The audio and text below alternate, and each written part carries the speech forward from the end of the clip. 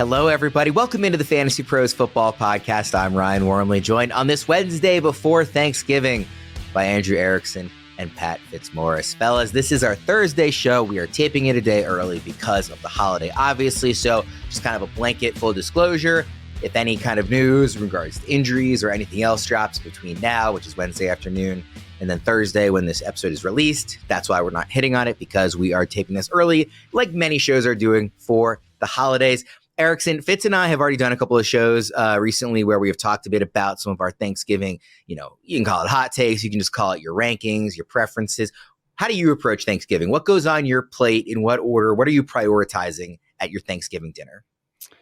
For me, it's just trying to get a little bit of everything, right? I like having a surplus of different types of flavors, so I try not to overdo it on one particular item. Usually it's like the mashed potatoes or like the turkey, but I try to get a sample of every type of side, and I don't like to just go over the top. I kind of like to pace myself in the beginning because I like being hungry like 4 meals. Like I don't want to like eat a giant meal and then immediately have to go get and eat dessert, right? I like having I'm good for right now, wait some time, and then go back and get that dessert and really enjoy it, as opposed to I can't eat anything else, but I'm going to eat it else anyway. Like I try not to do that. I've done that before and I just don't end up feeling that great. So that's usually my strategy. You and I are very different people. We approach Thanksgiving very differently. Are you yay or nay on cranberry sauce? I take it or leave it. I'm not like, oh my God, cranberry sauce. How could you like this? Or this is the worst thing ever. Or people like it. I mean, I'm pretty indifferent. If it's there, it's there. I guess I know my wife is very much has to be from a can versus I guess there are other methods of doing it. But I'm kind of, hit or miss, take it or leave it. Fitz, is your mouth watering already just thinking about tomorrow? It is, definitely. Let me ask you guys about dessert. What does dessert look like for you guys on Thanksgiving? My family typically has a couple of variations of some kind of pie. My dad really likes pecan pie, pumpkin pie, kind of some of the classic stuff. I'm not really a pie guy, so I usually will just kind of make myself a small little sundae, ice cream, some chocolates, just kind of off to the side. And I find the ice cream to be pretty refreshing after a very, salty, caloric, heavy meal. I like kind of the cool, refreshing. I mean, I just love ice cream in general. That's more appealing to me than the pie. But I also am a little biased just because I don't tend to like really most pies in general. What about you, Erickson? Yeah, pie for me. That's usually my go-to. My memory of Thanksgiving is only one specific dessert. It's like a chocolate pie. There's another word for it. Not like a custard because that's more like fruit related, but like fudgy, like whipped, a lot of whipped cream in it. I don't really remember there being like a lot of like flakiness to this pie. I'm doing a very bad job describing this item. I'm going to take a picture of it and be like, what is this? Please tell me, because I don't know how to describe it. So I'll be ready for next year when I break down this chocolate thing. My mom and also her mom both like to make brownies and, with different icings and chocolate chips in them. That they don't always make them for Thanksgiving, but just in general family gatherings. That's often one of my go-to desserts as well. They both make really, really excellent brownies. What about you, Fitz? We are a pie household at my mom's. She's always got an apple pie and a pumpkin pie, of course. And I do like pumpkin pie, but my wife has convinced me that sweet potato pie is better than pumpkin pie. Like it's sweeter and tastier. So, if anyone trusts me on my pie judgment, I think you should consider replacing pumpkin pie with sweet potato pie. And I actually wrote about this in our Waiver article. I suggested some ads and drops for Thanksgiving dinner. So I know it's past the waiver run for most people, but you might want to check that out if you get the chance. My parents don't really like sweet potato anything, so I don't think I've ever had sweet potato pie. I don't think I would like it because of my approach to most pies, but if you are a pie person, then I would trust Fitz and go for that. Like I mentioned, this is our Thursday show, just on a Wednesday this week, still getting released on Thursday. We're talking starts, sits, guys we added on waivers if we're starting and sitting them. Touchdown calls at the end of the show, as always. All of our weekly consensus rankings and tiers can be found at fantasypros.com/rankings. Guys, let's jump into those waiver wire ads. Fitz just mentioned the article that he works on every week, so be sure to go check that out. We're still early enough in the week that obviously waivers have already run, but there might be some guys that slip through the cracks that you want to go check out, so be sure to hit up fantasypros.com to check out that article. Are we starting or sitting in week 13? Gus Edwards. It just came out actually finally today. coming off that Monday night game that J.K. Dobbins, does have. I believe it's an MCL sprain. He's going to miss some time at the very least this upcoming week. So Fitz, I'll start with you. Gus Edwards, is he somebody that we're starting here in week 13 with Dobbins out? I really don't want to start Gus Edwards in a full point PPR league because he has zero pass catching upside whatsoever. In standard or half PPR, he's more startable. Like I've got him as in standard, I think I have him as a high end running back 3, and in half point PPR, like a mid range running back 3.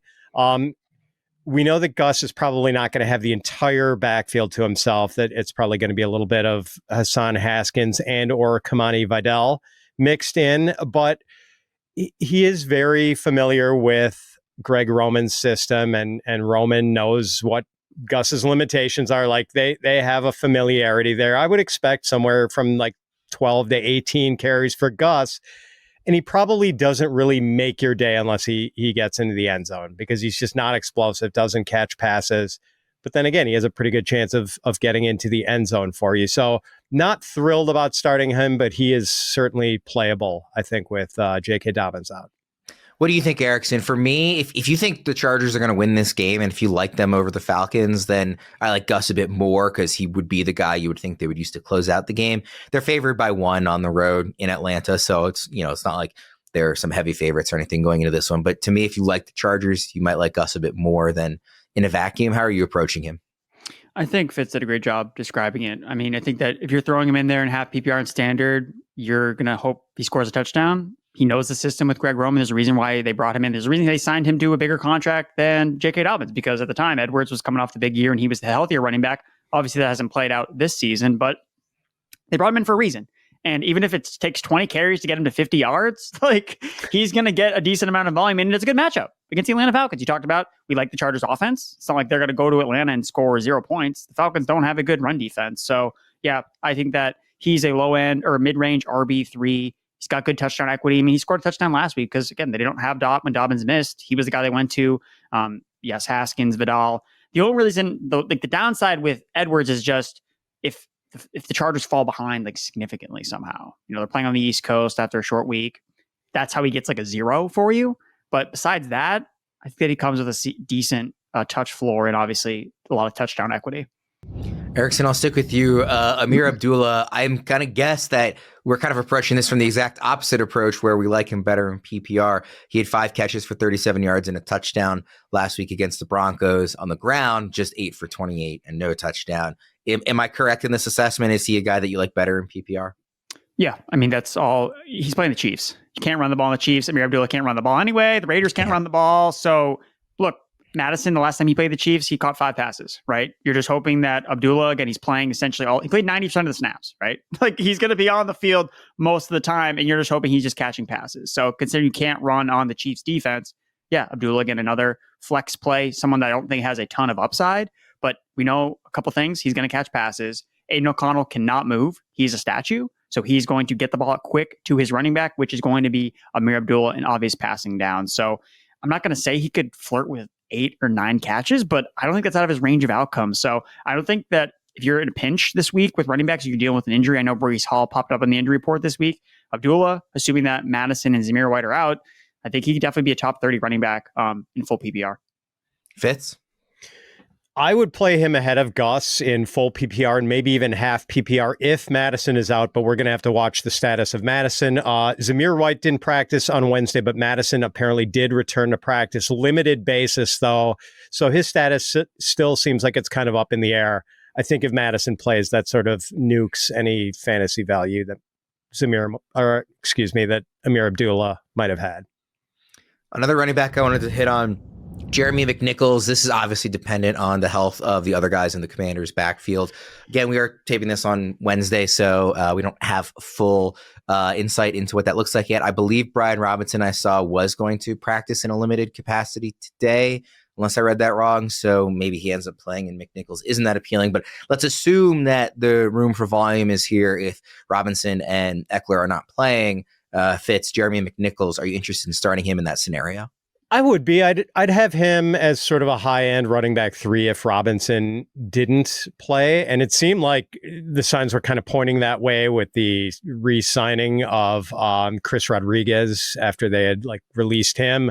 And I thought I saw that they gave tryouts to like James Robinson and Boston Scott earlier this week, which sort of suggests that maybe Robinson wasn't totally healthy. So yeah, I mean, like McNichols falls out of the top, out of RB3 territory if Robinson plays. But if Robinson is out and McNichols is the primary guy, absolutely playable. And there is pass catching upside because when he sort of broke into the league with the Titans, I think he was seen as like a designated passing down back. So yeah, I mean, I think there's some utility here with McNichols potentially taking that Austin Eckler role as sort of the, like not a full rushing load, but all of the passing downs and maybe some of the running work. Erickson, what do you think about McNichols? I just can't get this memory out of my mind of last year when I was playing Josh Kelly against the Tennessee Titans run defense because it looked like he was going to be the starter for that team. So I'm not saying that Jerry McNichols is Josh Kelly, but it is kind of eerily similar. And the Titans they're one of the best run defenses in the NFL, and we've obviously seen the Commanders the last couple of weeks kind of struggle to run the football. Even against Dallas last week, they didn't get it done. Obviously, they were dealing with injuries. I would say as well that Eckler's definitely going to be out. I feel pretty confident saying that because he had a concussion. He had his second concussion of the season at the end of that Commanders-Dallas game. So I think that also plays into why the Commanders are looking at other running backs because it's not just Robinson they're worried about. It's Eckler, who I think is definitely going to miss this game. I think that I wasn't maybe thinking about the pass game work as much. So I'm glad that Fitz brought that up because I think I was overlooking that part of his game. So I think that he does kind of fall into that RB3 territory. But among the guys we talked about, if the injuries play out where Abdullah is a starter or Gus Edwards is going to be the guy, I'd rather play those guys over Jeremy McNichols. But again, he has touchdown equity. I just really hate the matchup against the Tennessee Titans. I didn't include this last name in the outline because it was just an update from this morning, but Breece Hall, I guess, is not practicing today, and there's now, some question about whether or not he's going to play. So Braelon Allen, I think we'd obviously be interested in starting somebody like Braelon Allen if Breece Hall is not there. He's been kind of viewed as a high-end handcuff in this scenario for most of the year. How aggressively would you guys be ranking Braelon Allen in the event that Breece Hall doesn't play? I want to ask, even though we don't know yet, just because I want people who are watching this later on in the week to know how we would approach it if Hall doesn't play. Again, we don't really know as of right now what his status is going to look like, but he is questionable. So Erickson, Braelon Allen, where would he rank for you if Breece Hall is not playing? I think it'd have to be top 20 running back. I mean, who else would we expect to see getting usage in that backfield? We've seen Breece Hall basically flirt with an 80% snap share over the last couple of weeks under this new offense. Braelon Allen, at the beginning of the year, we were looking at, man, this guy is going to be so good if he gets a chance. Now it's kind of petered off a little bit the last couple of weeks because he hasn't been as involved. But when he was at the beginning of the year, this guy looked like an absolute monster. And I don't want to forget about that just because we haven't seen as much of him the last couple of weeks. But Seattle Seahawks, yes, they played well last week. They're playing better on defense, but still a defense that has given up a lot of usage and yards to running backs this season. And Braelon Allen, man, just guys bounce off of him when they try to tackle him. So if he's getting anywhere between 15 to 20 touches, I want to find a way to get that guy in my lineup, especially if he's looking at the full work. I just don't see a scenario where, again, we always say this, who else are they going to give touches to? Maybe they'll find a way to get someone else involved, but just because they were so focused on getting Breece Hall involved as the guy, I feel like they might do the same with Braelon Allen. So again, early, haven't really dug into my exact rankings, but I'd probably rank him probably near the top 20. He was pretty rostered, Fitz, early on in the year when he was looking great. That's come down a bit as teams have, had dealt with injuries and bye weeks and whatnot. Only 32% rostered on Yahoo, 16% rostered on ESPN. So he is somebody that should be available if you want to go out and pick him up. And I think is a must pick up, even just while we're still kind of in the gray area with Breece Hall. Because again, if Hall doesn't play, you're going to want to start Allen. Where would you rank him if Hall's out? I'd be a little lower maybe than Erickson just because, like Allen looked spectacular early in the season. He hasn't looked as good like over the last month and a half. I don't know if he's even averaged over 3 yards per carry. And I know it's been like a bunch of small sample sizes with Braelon Allen, so it's really hard to draw any conclusions there. But just with the overall trajectory of the Jets, which is basically a nosedive, that kind of would prevent me from going over the top of the Braelon Allen ranking. And the guy I would I'm looking at my rankings right now and looking at Rachaad White at like RB27 and trying to decide if I would rather start Braelon Allen if Breece Hall is out or Rachaad White. Like that's kind of where I would have him around RB27, RB28. Would you start Allen over Najee Harris? I think I would. I think the White thing is more debatable. No, man, because the Steelers are all about running the ball. They've run the ball in like 52.3% of their offensive snaps this year. Like they are going to run the ball no matter what, even though like the Bengals kind of want you to throw on them. They're sort of a pass funnel. Doesn't matter with the Steelers. They just do what they do. So, no, I mean, I just feel a little better about the Steelers being in the game and in a run-friendly game script. I don't know about this Jets offense, and it just seems like the team has kind of waved the white flag already. Let's plant our flags, speaking of waving flags, on some players for Week 13. Fitz, you are going back to the well of a guy who got you 0 last week. Yeah, I had a spectacular flag plant on Quentin Johnston last week, and then 2023 Quentin Johnston walked through the door for that game against the Ravens. And so here on Thanksgiving, we have this American tradition of pardoning a turkey. And I am going to grant a turkey pardon to Quentin Johnston after that turkey of a performance against the Ravens and plant my flag on him again. Here's hoping we get a bounce back season. He's had a good year. So I think he's going to give us a big play this week. 5 targets, 0 receptions against the Ravens. And obviously that drop that everybody saw. It was worse than it looked. He had so much room to run on that one drop too that, really cost the Chargers the game in a certain perspective. Erickson, what do you think about this pick of Quentin Johnston? I love it because Fitz is trusting the process here. It was a good process playing Quentin Johnston. It's not his fault.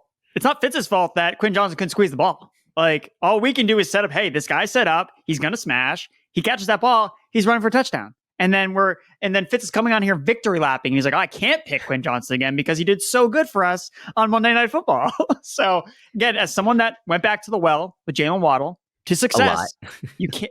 Again, eventually we got it right. I like Fitz going back to Johnston here because I think that you were maybe just a week early. So again, I would like to point out that I like it. Erickson reached out to me to say you should do one of these clown memes of starting Jaylen Waddle again on social. And I was like, sure, that's funny. He's been terrible all year. So I did a couple variations of it on a couple of our different platforms. And then he had his actual breakout game finally of the season. And I kept getting all these replies and comments. This sure aged well. I was like, I just posted it because Erickson told me to. I was trying to do my favorite ones are the ones that age like milk. Yeah. Listen, if I had the power to make him good by finally making a joke about him being bad, I would have done it in week 2. So he could have helped my teams earlier in the season. For this week. You need to put Kyler Murray on the clown watch this week. Yeah. His fantasy managers need him. He does tend to bounce back after his bad games. So. No, all of his good games are after bad games. Yeah. All right, Erickson, who are you planting your flag on? You can't do Jaylen Waddle because he plays on Thursday, so you got to pick someone else. I also wouldn't want to because I think it's going to go south real quick for Jaylen Waddle. But Bucky Irving for me, he's kind of entering, I think, league winner mode right now. Like you look at the upcoming stretch that Bucky Irving has, such favorable matchups coming up for the Tampa Bay Buccaneers as they kind of make a run at the the NFC South Division title. And I think they're going to lean a lot on Bucky Irving. The last 2 weeks that he's played, he's top 6 fantasy running back. Last week, he got tackled inside the 1 yard line twice, and he still ended up finishing really highly in the weekly rankings. 18 touches was a season high in a game that Rachaad White was also active for, and his 52% snap share was also a season high. So I think we're starting to see, again, we saw it before the bye week. The team was very much, hey, we like both these running backs, but every single week we see more and more of Bucky Irving. It's how the coaches cannot get this guy more involved. I know that they did the Sean Tucker experiment again. They're getting him involved in the first drive. And what does he do? He fumbles the ball at the goal line, right? And then you never see him again. So if we get this backfield back to 2 guys between Rachaad White and Bucky Irving, I think both guys are very much in play this week. That's why I would be hesitant to even play Braelon Allen over Rachaad White because the matchup is just so good against the Carolina Panthers. So I could make Rachaad White my flag plant too, just because, hey, we love Bucky, but that's no reason you should be out on Rachaad White either, because I think both guys can really smash here. But I want to make sure people get your lineups, you set them. Bucky Irving's got to find your way into your lineup. And it's weird because he was a guy that you drafted as a depth piece, got off waivers, but he's set up so well in this spot, and I think for the rest of the season. Fitz, I'll get your opinion on Bucky Irving in a second because he's a part of our first player debate. But before we get to that, the NFL season is rolling along and the contenders are separating from the pack. The one thing that hasn't changed this season, DraftKings Sportsbook, an official sportsbook partner of the NFL, is the number one place to bet touchdowns. Fade to the corner of the end zone, running back breaks through the line and gallops 60 yards to score. We don't care how they get them. We just want to bet on touchdowns. And DraftKings is the best place to do it. Ready to place your first bet? Try betting on something simple like a player scoring a touchdown. Go to the DraftKings Sportsbook app and make your pick. Week 13 is Thanksgiving week with a bunch of big spreads on Thursday. Hopefully we get a fun Sunday slate with no teams on bye. Pittsburgh-Cincy is a great matchup. Bengals are laying a field goal at home despite their 4-7 record going up against the first place Steelers. Chargers-Falcons could be a fun one. LA laying a point on the road. Vikings are giving 3.5 points at home to the Cardinals. And of course, best game of the week once again has the Ravens laying a field goal at home against the red hot Eagles. I actually think the Eagles are going to win that game. That game in Baltimore is also the only matchup of the week with a total in the 50s. Odds and lines are subject to change on those, but whichever game you bet, here's a reason for new customers to do a touchdown dance of their own. Bet $5 to get $150 in bonus bets. If your bet wins, score big with DraftKings Sportsbook, the number one place to bet touchdowns. Download the DraftKings Sportsbook app and use code FantasyPros. That's code FantasyPros for new customers to get $150 in bonus bets if your bet wins when you bet just $5. Only on DraftKings. The crown is yours. As I mentioned, Fitz, we are about to talk about Bucky Irving some more. Erickson has this great habit of waiting for me to fill out the whole outline, and then he only has to pick one player to plant his flag on, and it's a player we're already talking about later in the show.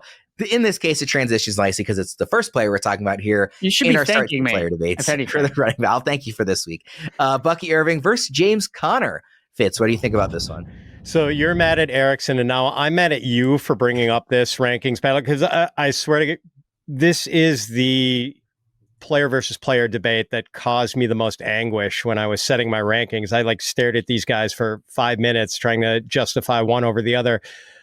I love watching Bucky Irving play. Trying to tackle that dude is like trying to tackle an eel. He is so slippery, strings together multiple moves, just makes defenders look silly. And he's averaging 5.4 yards per carry. Among all running backs with at least 40 rushing attempts, Bucky is second in yards after contact per attempt with 4.19.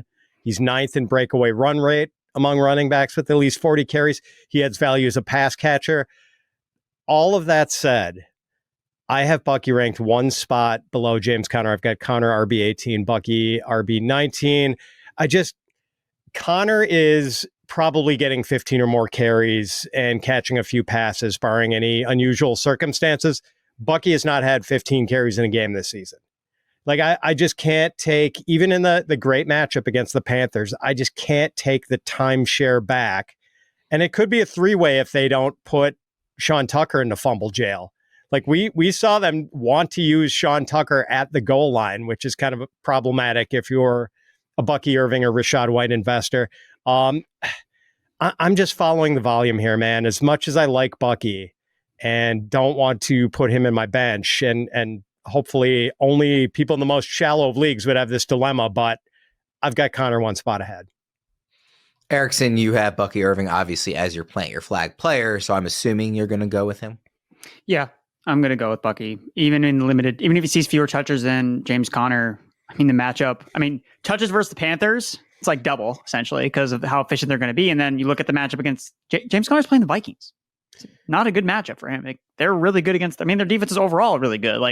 I'm trying to figure out in my mind, how can I feasibly start Kyler Murray again? He's going to find a way to get it done, but does that mean James Conner gets it done too?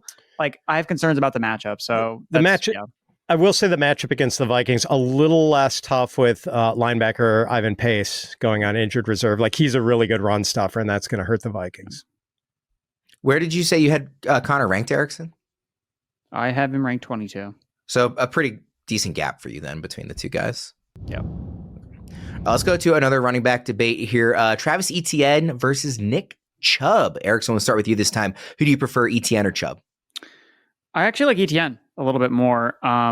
It's not by much. I think that both guys are ranked really closely together. For me, I'm kind of looking for who has the most outs in terms of their particular matchups. I have more faith in the Jaguars offense scoring more points at home than the Cleveland Browns on the road against the Denver Broncos. I don't love that matchup for that offense overall. Nick Chubb got there obviously last week because of the touchdowns that he scored. Well, what if he doesn't score the touchdowns this week? Then you're kind of left, all right, he got some rushing yards. If they fall behind, is he even in the game? He's getting outsnapped by Jerome Ford. So Etienne, I feel like, again, I feel better about the Jaguars offense overall. He catches passes. So however the game script goes, if they're behind or ahead, I think that he's still going to get some type of volume. I don't know what the health status of Tank Bigsby is. I think that he's playing. He's going to be active. But what does the touch share look like? I don't know. I don't think really anybody knows. And Etienne still gets a decent amount of red zone looks too. So both guys are in the low end RB3 range for me. But I just like Etienne's outlook a little bit more. I think he has more outs and less chance of bottoming out versus Chubb. What do you think here, Fitz, Chubb, or Etienne? Yeah, I mean, not a fun choice. Chubb is averaging 3 yards per carry since coming back. He's going up against a Broncos run defense that's 4th in DVOA. Chubb hasn't done anything as a pass catcher so far. He's as touchdown dependent as he has ever been in his career. I don't want to trash a guy who's made this valiant comeback from a serious leg injury, but like, this is not the Nick Chubb we're used to seeing. That said, I will absolutely take Chubb over Etienne. And because I do think Bigsby is coming back. He had returned to practice before the Jaguars went on bye, and then he got the extra week of recovery time. So I think he's going to be back. And Bigsby has simply been a better runner than Etienne. Like, hands down, Bigsby among qualifying running backs, he leads everyone in the league in yards per contact yards after contact per carry. And so Etienne's the second best runner on his own team in a bad offense, hasn't scored a touchdown since week 2, and hasn't even been that good in the passing game so far this year. 4.6 yards per catch and 3.4 yards per target. No thanks. Let's look at some wide receiver debates here. Garrett Wilson or Zay Flowers. I thought this was an interesting one. Erickson, I'll start with you this time. Who do you prefer, Garrett Wilson or Zay Flowers? So this was my version of Fitz's James Conner versus Bucky Irving. This one gave me the most angst as I was looking through the show sheet, because originally he's like, Zay Flowers, like, easy. Like, he played Lamar Jackson's quarterback, Aaron Rodgers is his quarterback. Oh, this is a slam dunk. And then I'm like, Eagles. One of these actual really tough perimeter secondary defenses. And then you look at Zay Flowers the last couple of weeks, hasn't been amazing in terms of the production. Not the saying he's not being used at all in the offense. Came up short a couple times in the red zone in the Ravens last game. So for me, it's like, who's more likely to score a touchdown? Because I think that both guys see a decent amount of volume.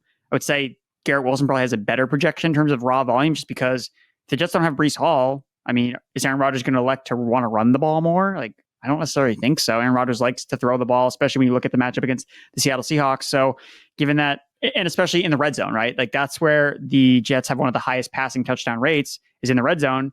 Same thing with the Seahawks. They've given up the majority of their touchdowns through the air and not on the ground. So I think that Garrett Wilson actually has a better chance of finding the end zone in this spot. So I haven't ranked back to back, but I will give the lean towards Garrett Wilson to bounce back after the bye week. We haven't talked, Fitz, all that much about Zay Flowers on this show this year because he has felt like a very obvious start, but I wanted to bring him up. There was a 5-game stretch where in 4 of the 5 games between week 5 and week 9, he had 111 yards or more.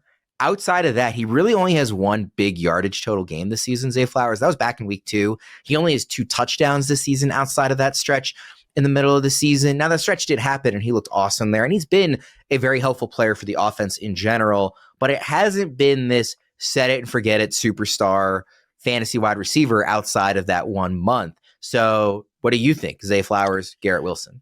Yeah, I like Zay. He's a baller. It's just that the usage can be inconsistent in an offense that really likes to run the ball and has some other pretty good weapons in the passing game with, Bateman has really stepped up this year. And Andrews, even though he's not getting the targets he used to, he still gets like his 5 targets every week. So, I have Wilson ranked 1 spot higher, and I know it hasn't been pretty with him lately. His last 2 games, he's had 9 catches for 59 yards. But before that, Wilson had a 5-game stretch from week 5 to week 9 where he had 40 catches, 472 yards, and 4 touchdowns. He was the wide receiver 1 over that period in fantasy scoring. So I haven't forgotten that. And even though we're not excited about this Jets offense anymore, like I would still start Wilson over Zay Flowers. Close call, but Wilson is still kind of inside my circle of trust. You said you kind of have them back to back. Are they both inside your top 15, inside your top 20, inside your top 24? Where do they kind of fall? Wilson's wide receiver 18, Zay is wide receiver 19. Okay. And so Erickson, in preferring Zay, I think you said similar range of where they are. No, I prefer Wilson. Oh, I'm sorry. But I have Wilson 16 and Flower 17. So okay, so also pretty much same range. Also back to back. Yeah, it was hard to put together the outline this week because it was so early in the week. We didn't really have like finalized rankings for me to work off of. So I'm very happy to hear that you struggled with some of these because it was. If anything, you're doing a better job. You got to go. I shouldn't look at the rankings at all. Off the noggin. Yeah. Well, this is an interesting one, and I wonder where you guys are going to come down on it for the other wide receiver debate. A couple of teammates, DK Metcalf or Jaxon, Smith-Njigba. Erickson, I'll start with you. Obviously, both Seahawks receivers. We were a little, not worried, but curious to see what the usage for JSN is going to look like once DK Metcalf came back. And JSN has been extremely productive. It's still DK Metcalf, though. So who are you ranking higher this week amongst these teammates? It's DK Metcalf for me this week. I look at the Jets. They're tied for fourth in terms of most deep passes faced this season. And that's DK Metcalf's bread and butter. Like, he's still the air yards guy. I was wrong about selling JSN on the trade show because of his production, but I wasn't wrong about him going back to this low A-dot role. Like, we saw it last week. It was all underneath stuff, and he had that monster yards after the catch play that really kind of got him to again, giving credit to the guy. Like, I was wrong. The production has not decreased, but his role has changed back to what it was before a little bit. Whereas Metcalf is that downfield guy. He's still seeing the majority of air yards. And when you look at the Jets defense, again, bad against the deep ball. They've allowed the sixth fewest yards to players aligned to the slot this season. So again, both guys are starting. Both guys are top 20 wide receivers this week. But if I had to pick one, I would go with Metcalf. What do you think, Fitz? Yeah, hopefully no one's making this decision because that means they would have drafted 2 Seattle Seahawks receivers, which would be suboptimal draft strategy. Look, man, JSN is coming on strong, no question about it. Great to see him starting to fulfill his potential in the NFL, and he strung some good games together. Seems pretty clear that this isn't a fluke, that this is a legitimate year 2 breakout. But DK Metcalf is still the big dog in the Seattle passing game. Like, I don't care if JSN has outscored DK the last couple of weeks. Like, fade DK Metcalf at your own risk. I think he's still number 1 in Seattle. It's a classic case of Lockett would outscore Metcalf and be like, oh, why are we ranking Lockett so much behind Metcalf? And then the next week, Metcalf has his marquee Metcalf game. Yes, 180 yards, 2 touchdowns, exactly.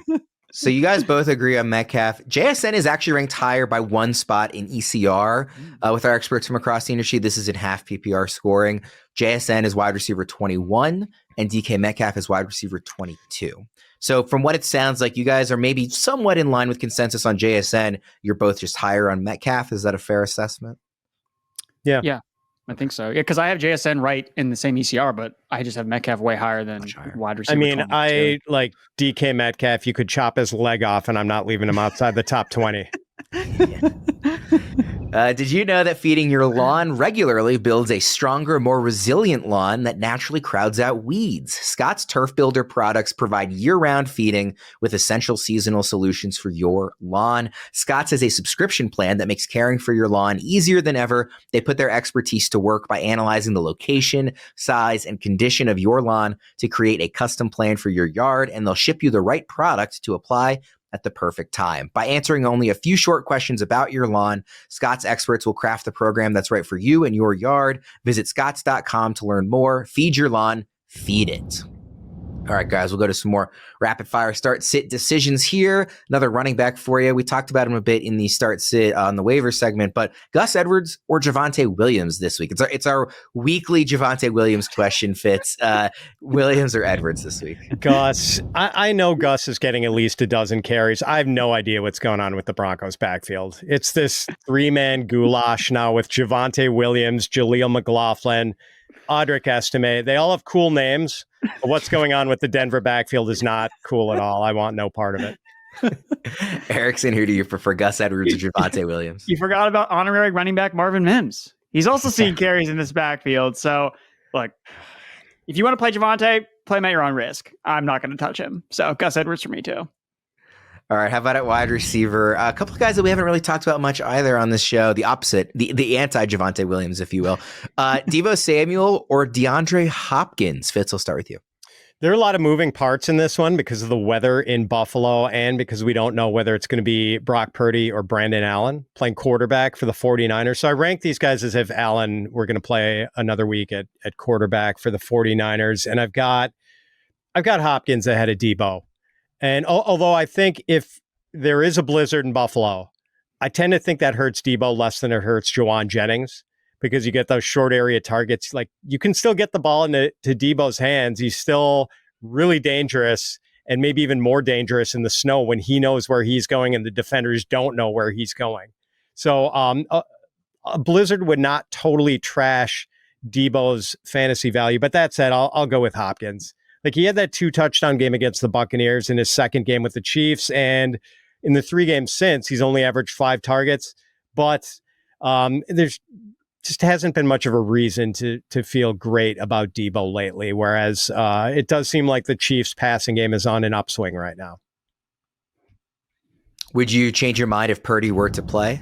I'm going to be keeping a real close eye on the weather forecasts for Buffalo. That depends. If it's a blizzard and Brock Purdy plays and there's no wind, like if there's just snow and not a lot of wind, I think I might play Deebo ahead of Hopkins. But like if we're getting like 30-mile-an-hour gusts, then I kind of want to be out of the business of the 49ers passing game. What do you think, Erickson, Deebo or DeAndre Hopkins? So the other issue here is the Chiefs are playing on Black Friday. So you're going to be working with less information to make this call. I think for me, based on the information I have at my right now, like we still don't know if Purdy's going to play, blizzard conditions. It's close enough for me where I would just play Hopkins if this is the information we know right now, because I don't want to be caught with the bag like, oh, the weather is really, really bad. Like this is going to be a run fest and you're going to get Brandon Allen as the quarterback with a broken thumb. I don't want to do that. And if I could have played Hopkins in hindsight, I would just played him. He's playing the Raiders. It's a good matchup. So I think I would just take the safe route with Hopkins. It's a good point on the earlier game for Hopkins, and it's a good opportunity to use the Are They Playing tool. It's not updated as of yet because we're still early enough in the week. We don't really have practice report info yet, but it's a great tool, fantasypros.com. Are They Playing? You can check out on Friday and look to see if we are projecting Brock Purdy versus Allen in that game, and also hopefully get a better sense of the weather as we get closer. Let's look at a flex here, Erickson. Calvin Ridley or Rhamondre Stevenson? I think both guys are good flex plays. I think this is the appropriate range where you should be looking at them. I just kind of like Rhamondre. I like this Colts-Patriots matchup to have a sneaky spot for some points. Patriots games have kind of been more fun when they've had Drake May on her center, and the Patriots defense is so horrible. I think the Colts are going to be able to move the ball and force the Patriots into more offensive game. Stevenson, in games where it's more back and forth and the Patriots aren't getting blown out, like Stevenson's been really productive. And you look at the Colts, I mean, they're not any type of elite run defense, 4th best matchup for running backs over the last 4 weeks, even though they've gotten some of their guys back on the defensive line. So, yeah, I think this can be a fun game for the Patriots and Colts. I will be in attendance, so I'm looking forward to hopefully seeing some points. So I will selfishly play Rhamondre Stevenson. Fitz, what do you think? Really close call. Close enough. I would probably play Ridley in a full point PPR league, but otherwise I would play Stevenson just because of the touch certainty you get with a running back. Generally, if it's a close flex call between a running back and wide receiver, I'll lean towards the running back. And, Ridley was getting a ton of targets for a while, but the last 2 weeks, 6 targets, both games, and these are Will Levis targets. So, a couple weeks ago when he had been awash in targets every week for like a month, I would have gone with Ridley, but now I got to go with Stevenson. Let's look at another flex one here. Jakobi Meyers or Jaylen Warren, Fitz? Meyers. He is quietly on a 100-catch pace right now. He and Bowers are just devouring all of the targets. And I feel better about the Raiders passing game with Aiden O'Connell than I would have if it had been Desmond Ridder playing in place of the injured Gardner Minshew. So, I'll take him over Warren. I like Warren, and we know that both running backs are going to get touches in the Pittsburgh offense, but Meyers is such a target hog now. I prefer him. Erickson? Jakobi Meyers is the truth. Just this underrated, pseudo alpha, because Bowers is the alpha, but I mean, he's right there. It's kind of the same thing we saw with the Raiders last year. It was just Javonte and it was Jakobi. And now this time it's just Bowers and Jakobi. So he's got a chemistry with Aiden O'Connell dating back to last season. So yeah, he's going to get the targets. He's going to be efficient. Man, I wish that he was on the New England Patriots still, but alas, they had to have Juju instead. So yeah, it's going to be a clean sweep for me with Meyers over Jaylen Warren. Again, we've talked about this on the show before, but the Bengals' run defense isn't nearly as bad as some of the season-long numbers suggest. Like, they've been one of the few teams that they had to contain Derrick Henry to some extent, and it's also a split workload between Warren and Najee. Another flex here, Erickson. Jordan Addison coming off a big game, or Isiah Pacheco, assuming he plays. Obviously, again, early in the week, it felt like he was, maybe getting closer last week. So I'm kind of operating under the assumption that we'll see him this week. We will know that one earlier, obviously, with the Friday game, like you alluded to before. But assuming Pacheco plays, him or Jordan Addison. I just want to stay in the flames with Addison. I mean, this guy's been red hot. He's a great matchup. Third most fantasy points allowed to perimeter wide receivers is the Arizona Cardinals. Pacheco, yes, he's practicing in full, I believe, on Tuesday. Still don't know what his workload's going to be like. We really don't know. Are they going to completely get away from Kareem Hunt? That remains to be seen. He didn't play last week. Again, the Raiders, it's a good matchup there as well. But I don't know. I just kind of want to keep playing Jordan Addison. Again, to bring it back up, Addison's DUI hearing is next week. So this might be the last chance you could have started him if he ends up getting suspended. So I've written about that in the forecast. Originally, it was supposed to be in October. It got moved to December 3rd. So this might be the last week to play Addison. So take advantage while the matchup is good. Fitz, we talked last week how if Pacheco was on the field, we were expecting something reasonably close to a full workload, because what incentive would the Chiefs have to bring him back early if he wasn't ready for a full workload? Is it kind of the same thought this week, where if he is on the field, you're going to be operating like he's going to be looking something close to normal and therefore him over Addison? Or are you just going with Addison and the quote unquote sure thing? Well, I think we discussed that as a possibility of how they handle the Isiah Pacheco return. The other side of the coin, Worm, is that the Chiefs are 10-1 and really have the luxury of kind of slow rolling the Pacheco return if they want to. And here's a guy, as admirably as Kareem Hunt has filled in for Pacheco, I don't think there's any doubt about who the better running back is. And the Chiefs have a much better chance of fulfilling their three-peat destiny with Isiah Pacheco in the backfield instead of Kareem Hunt. So maybe that is their incentive not to give Isiah Pacheco 15 plus carries right away. So I'm with Erickson. I think he's kind of seeing this the same way I am. I'm definitely not expecting another 162 yards for Addison this week, but as Erickson said, it's a good matchup. And Addison he is a good and really underrated receiver. Scored a touchdown in 3 of his last 4 games. He's averaging 10.4 yards per target. Has a 64% catch rate, even though his average depth of target is 14.6 yards. Like, this guy's a baller. So, considering we just can't count on a good number of touches from Isiah Pacheco, I mean, that he could get a good number of touches, but we can't guarantee it. So I'd go with Addison.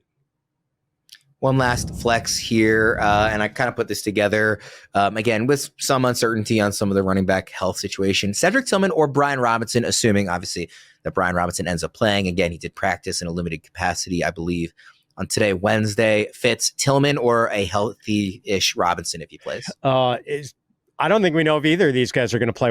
As Tillman cleared concussion protocol, I don't think he had as of this recording. So, I mean, if they're both playing, I'm playing Robinson. The Tillman breakout has been fun, and I think we're going to be really excited about him for 2025. But the schedule for the Browns passing game over the next 3 weeks is absolutely horrible. Denver this week, then Pittsburgh again after the Steelers put the clamps on Tillman a couple weeks ago in the snow, and then the Chiefs. So I wouldn't want Tillman in my lineup in any of those weeks, and I'd go with Robinson here if they both are healthy. It's a good point on Tillman too, especially he has an extra day to clear the protocol, but it also means extra uncertainty with him not playing until Monday in that Denver game. So it's a good point on him, having his own variation of an injury thing to deal with. Erickson, just for the sake of argument, assuming they both play, Tillman or Robinson? Yeah, it's Brian Robinson for me. I mean, I think he's still starting running back. He gets all the touchdown equity. It's not like the Titans matchup's not great, but I'm not projecting the Commanders to score 0 points. like they're favored to win their game. So if they score, it's probably going to be either Brian Robinson or Jayden Daniels that runs it into the end zone. So Brian Robinson for me again. Tillman, the concussion, Monday night, brutal matchup against Denver. I mean, it's a revenge game for Jerry Jeudy. I'm sure he'll be amped up for that. We'll see how he follows it up. But if anything, let me spin this a different way then, because it wasn't probably the best, head-to-head start-sit decision given the injury stuff. Just in talking about Brian Robinson in general, for the rest of the season, Erickson, how kind of nervous are you about this, Cliff Kingsbury kind of falling off the cliff again, yet another offense that starts off really hot and then looks poor in the second half of the season, at least so far. Obviously, there's been some, rib injury stuff with Jayden Daniels that maybe has led into that recently, starting to look a little healthier, running a bit more lately. So in general, with a guy like Brian Robinson, who has really benefited from this being such a strong offense to start the year, how nervous are you about him going forward with what we've seen out of the Commanders offense recently? I'm going to be nervous when they play the Eagles, but not when they play the Saints and Falcons. So I think it's just really about the matchups. Again, they haven't had their bye week yet. So this is a team that's probably overdue for their bye week, given that, hey, we haven't had a chance to address the issues in the offense. We haven't had a chance to give Jayden Daniels time to let his ribs heal. Well, now they'll get that opportunity. Brian Robinson is playing through like a new injury every single week, seemingly. So yes, they just need to get through this Titans matchup. It's going to be a grind, get to the bye week. And then I think those week 15 and 17, I think are going to be good spots for this offense. Eagles obviously is going to be tough, but the Saints and Falcons are good matchups. Fitz, I got a quarterback one here for you. Sam Darnold or Drake May? So Drake May is the golden boy right now. Everyone loves him. I love him too. But let's talk about Sam Darnold for a half a minute. Darnold is QB 10 in fantasy points per game this season, tied with Patrick Mahomes. Darnold ranks 5th in yards per attempt this season with 8.3, behind only Jared Goff, Lamar Jackson, Brock Purdy, Jalen Hurts. Darnold has thrown multiple touchdown passes in 8 of 11 starts this season, including 4 of his last 5. And now with TJ Hawkinson healthy again, Darnold has the pass-catching trio of Justin Jefferson, Jordan Addison, and TJ Hawkinson. That's a pretty good group, and Darnold's been doing it all year. A little respect for Sam Darnold, please. I am starting him over Drake May. I've got Darnold QB 17, May QB 18. Darnold is a couple of spots ahead in ECR as well. Darnold's QB 16, Drake May QB 19. Erickson, who do you prefer? Clean sweep, Sam Darnold. I needed some convincing because, again, I'm the Patriots guy, so I love Drake May. Love me some Drake May, but Sam Darnold set up so well. They're back in the dome at home against the Cardinals. Not a great defense. And look, is Justin Jefferson going to be quiet every single week? I mean, if Justin Jefferson's going to pop off in this game, chances are Sam Darnold's going to be along for the ride. So he got it done last week with everyone else except Justin Jefferson. I think Jefferson's going to have a big game this week. I think that he's kind of due. Yeah, is there any chance Jefferson doesn't pop up? It's funny that he is, I think, wide receiver 6 in ECR. Wait, there's no chance Jefferson doesn't completely explode. He's my wide receiver 1. He's going to go off this week. He's wide receiver 5 in ECR behind Nico Collins, AJ Brown, Jamar Chase, and Puka Nacua. Oh, he's going to go bonkers. I can't see. Oh man, no, that's way too low. He's behind Puka and Nico. Oh, come on. He's behind Puka. Nico's number 1 in ECR. This is in half PPR scoring. And then AJ Brown, which I think makes sense given the matchup. Jamar Chase obviously has been great this year. Puka, and then Jefferson. Yeah. Who's going to block to help get Nico open downfield? That's what I want to know.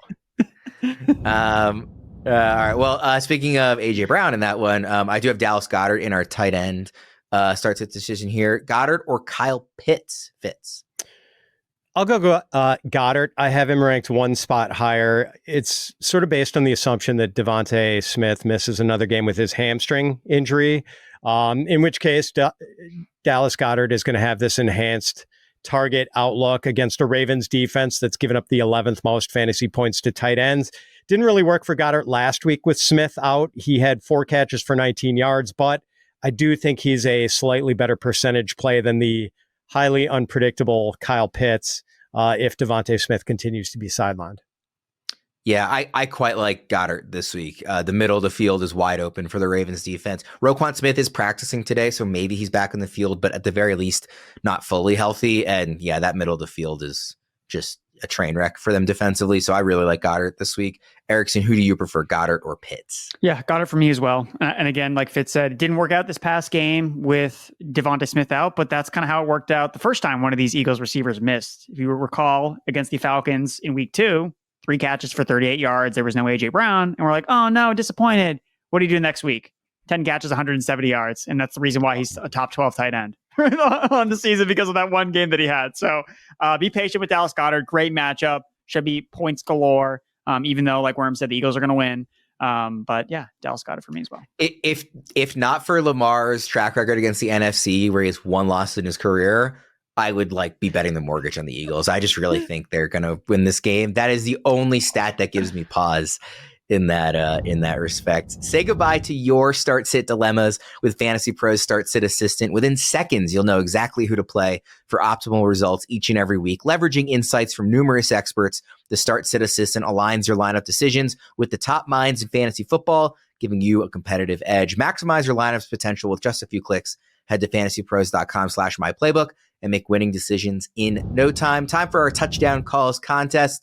I will go first at tight end. I actually wrote down Taysom Hill, but because we just talked about it, I'm going to switch that to Dallas Goedert. I think he scored in this one. Look at you reverse jinxing your team, man. I'm putting my money where my mouth is. You should, and or reverse jinxing them. Oh, man, you should try this with Maryland basketball, Worm, this reverse jinx. Maybe it'll help the Terps. Yeah, I'm going to go bet money on they play Bucknell later today, and hopefully that helps them out. Bet the Bucknell money line. Yeah, exactly. So Dallas got it for me at tight end, although I do like Taysom Hill as well. Erickson, who's your running back? James Cook. He is going to, again, 49ers are cooked, and James Cook's going to be the one putting the knife in the turkey. It's over for the 49ers, and James Cook's going to deliver the final blow when he scores 2-3 touchdowns. 49ers, 3rd most points allowed running backs over the last 4 weeks. They've given up the 3rd highest touchdown rate this season, on the road, in Buffalo, in the snow. James Cook is going to have a hell of a fun time. So, touchdown to score for me. 49ers are James cooked. Fitz, who's your receiver? Tank Dell. It's been a disappointing season for him. You would think things would have gone better for him with both Stephon Diggs and Nico Collins missing time. Only 2 touchdowns for Tank Dell this year, but Dell does have the great matchup against the Jaguars, and Dell scored a touchdown in each of his 2 games against the Jaguars last year. All right, we will wrap up there. So Dallas Goedert and Tank Dell and James Cook was the last one. I already had deleted it and forgot what Erickson said. Attention? You're too concerned about switching Taysom Hill off Dallas Goedert. Just a brain fart. Dallas Goedert, Tank Dell, and James Cook are our fix there. Happy Thanksgiving, everybody. Thank you for sticking with us. And if you're listening to this on Thanksgiving, hope you're spending some fun time with your family and enjoying some turkey, which I continue to think gets a bad rap when people say it's overrated on Thanksgiving. It's an essential part of the meal. So I hope you're enjoying your turkey and all the stuffings inside and everything else. For Erickson and Fitz, I'm Ryan Wormeli. Thanks again for listening. Best of luck in week 13, and we'll see you next time.